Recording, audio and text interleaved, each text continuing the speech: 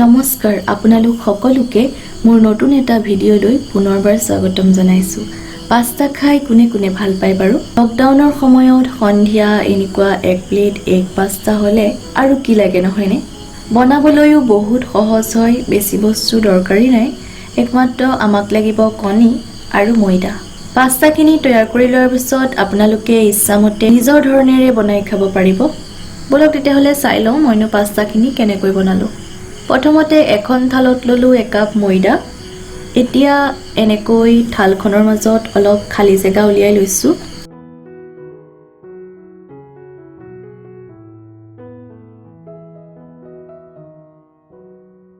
এটা কণী ভাঙি ললো আৰু ময়দাখিনিৰ মাজত দি লম।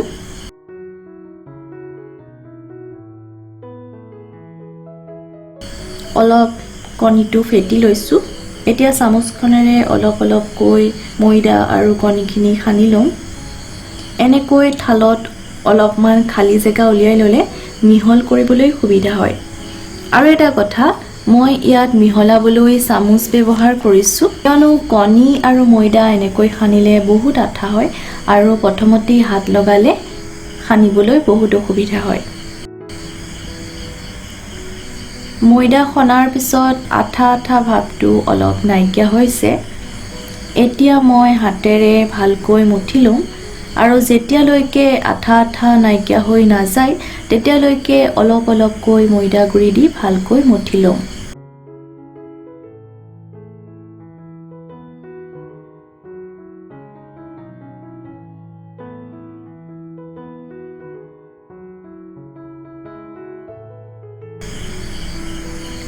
দহ মিনিটমান মঠাৰ পিছত এনেকুৱা কোমল আৰু মসৃণ হৈ যাব।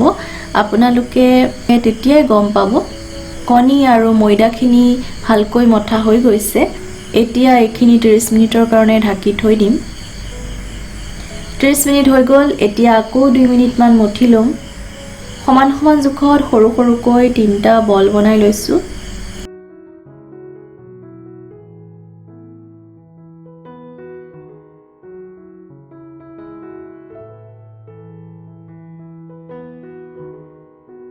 আৰু এটা কথা, এটা লাডু বেলি থাকিলে বাকিকিটা এনেকৈ ঢাকি থব লাগে, নহ'লে শুকাই যায় আৰু বেলাত অসুবিধা পাব।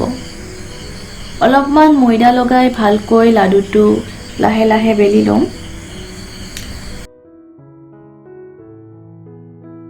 আচলতে মই যোনখন টেবুলত কামখিনি কৰিলোঁ সেইখন মানে অলপ লৰি থাকে, সেইকাৰণে বেয়া নাপাব।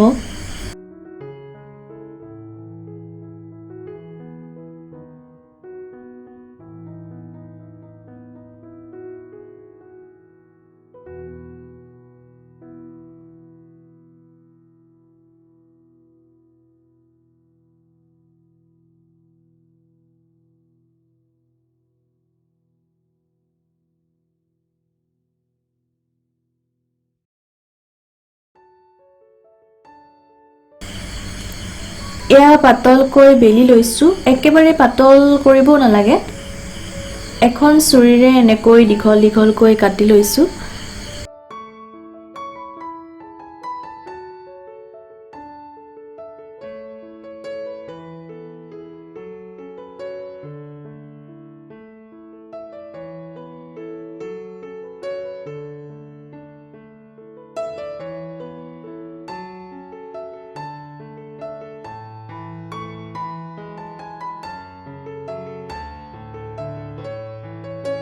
তাৰপিছত আকৌ পঠালিকৈ কাটি দিছোঁ।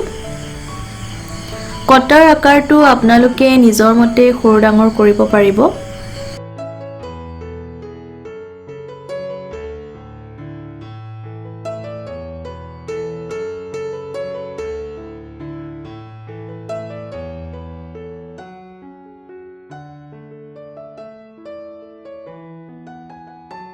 এতিয়া কাটা চামুচ এখনেৰে টুকুৰাবিলাকৰ কাষকিটাত হেঁচি হেঁচি অলপ ডিজাইন বনাই দিছোঁ। এটা কথা মন কৰিব যাতে এনেকৈ চামুচেৰে হেঁচি দিওঁতে এটা টুকুৰাৰ লগত আনটো লাগি নাযায়। তেনেকৈ লাগি গ'লে অসুবিধা পাব এৰুৱাবলৈ।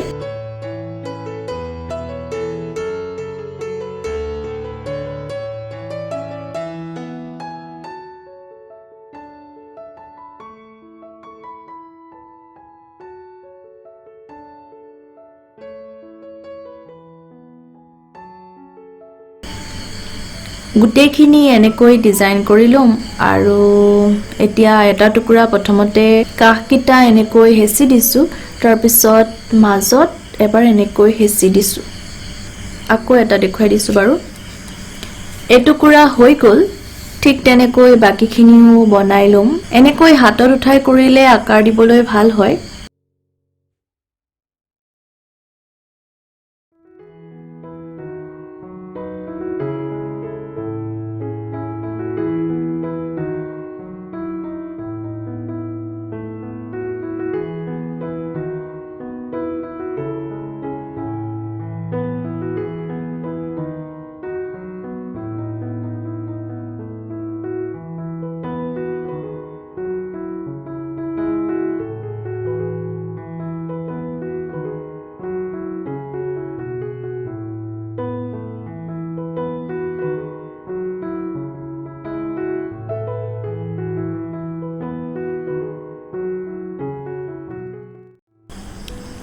আৰু এখন মই দীঘলকৈ বেলি লৈছো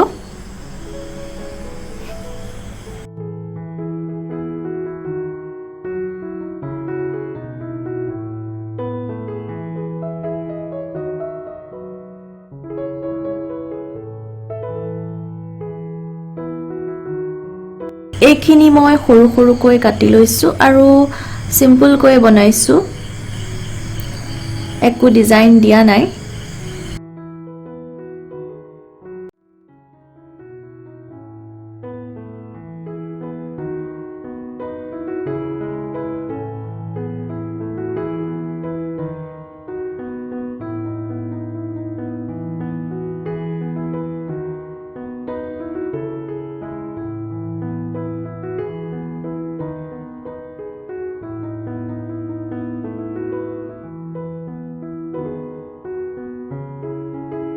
আৰু এখন মই লাহে লাহে কাহকিটাত হেঁচা নপৰাকৈ পকাই দিছো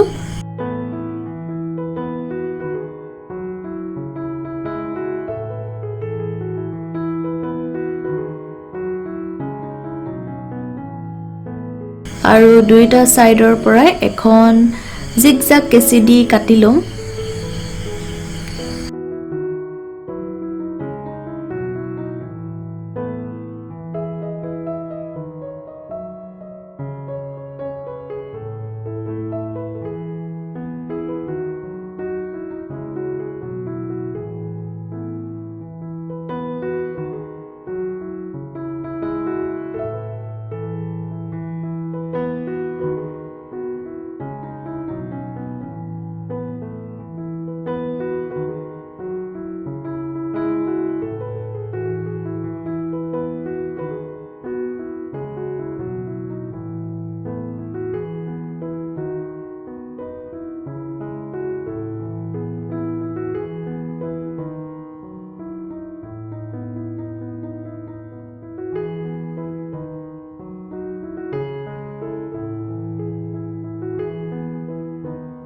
কেঁচিখনে সৰু সৰুকৈ কাটি লৈছো চাওকচোন কাহকিটা অলপ ওখ চাপৰ নিচিনা হৈ গৈছে এইটো এটা ডিজাইন হৈ গল আপোনালোকে নিজৰ ইচ্ছামতে ডিজাইন দিব পাৰে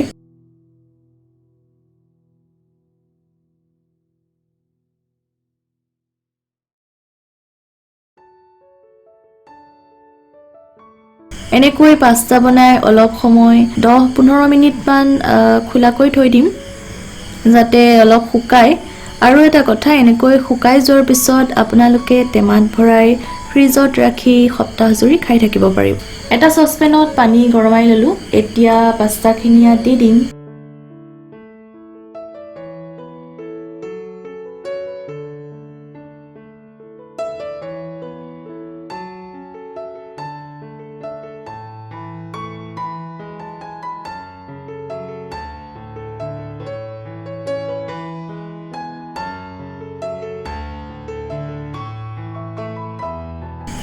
আৰু লগে লগে এবাৰ লৰাই দিছো যাতে তলত লাগি না যায় এয়া পাস্তাখিনি সিজি গৈছে 5-6 মিনিট মান লাগিল আপোনালোকে হাতেৰে চুই চাব সিজিছে নে নাই এতিয়া পানীখিনি সেকি লৈছো তাৰ পিছত ঠাণ্ডা পানীখিনি ইয়াৰ ওপৰত দি দিছোঁ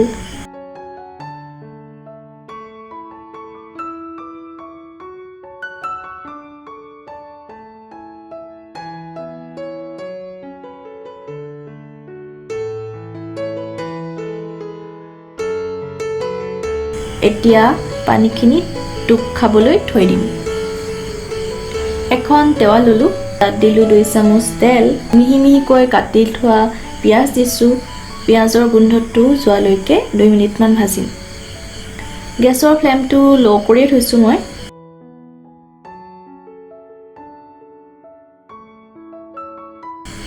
তাৰ পিছত দিলোঁ আদা নহৰু অলপমান পেষ্ট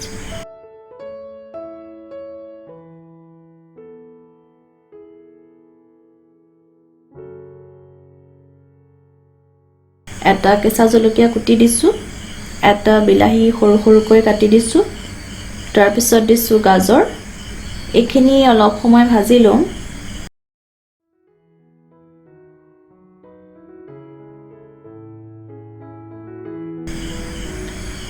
এয়া সিজিব আৰম্ভ কৰিছে এতিয়া ইয়াত দিছোঁ আধা চামুচ হালধি সোৱাদ অনুসৰি নিমখ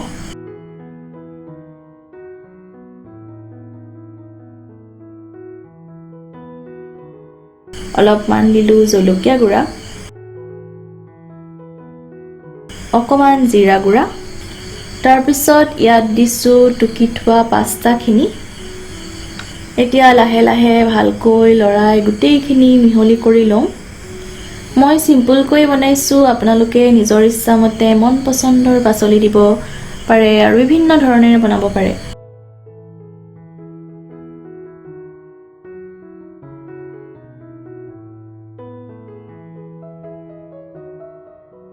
আৰু এটা কথা যদি ভিডিওটো ভাল পালে প্লিজ লাইক শেয়াৰ আৰু সাবস্ক্ৰাইব কৰিবলৈ নাপাহৰিব আৰু ওচৰতে থকা সেই টিলিঙাটো বজাই দিব যাতে মোৰ আহিবলগীয়া ভিডিওৰ নটিফিকেশন আপোনালোকে পোনপ্ৰথমে লাভ কৰে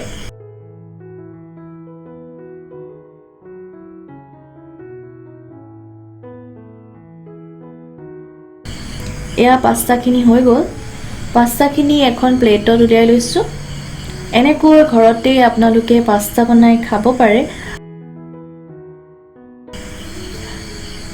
বিলাহী সস অলপমান দি দিছোঁ